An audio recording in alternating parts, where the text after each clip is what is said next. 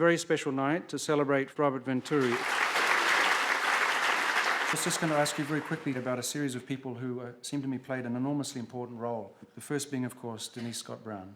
Well, C&C was mostly written before I knew Denise. No, it wasn't. Really?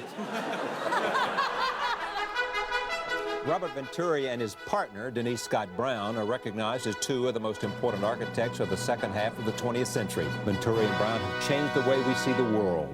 It was as though you had a single mind. There's Bob Venturi, there's Denise Scott Brown, and then they have the unique being of Bob and Denise. I think there were a lot of people who resented the fact that Bob and Denise kept themselves apart from the establishment, that they were these intellectuals who weren't going to sell out, who wanted to stay in Philadelphia. And some of it, I think, was about her as a woman.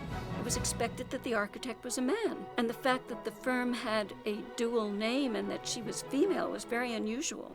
Denise, I read that you wanted to be an architect when you were 5 years old. My mommy was an architect, and I thought architecture was women's work.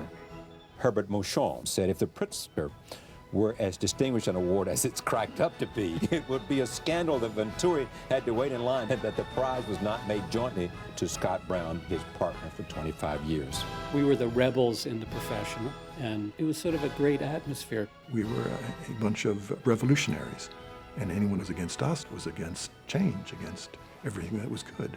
This building, this design has been accused of being pastiche. It is pastiche.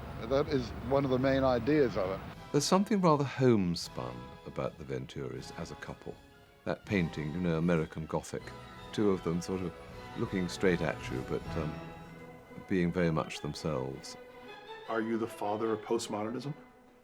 No. Denise once said, Freud was not a Freudian, Marx was not a Marxist, and Bob was not a postmodernist. Of course, I didn't say that. I said, and we are not postmodernists.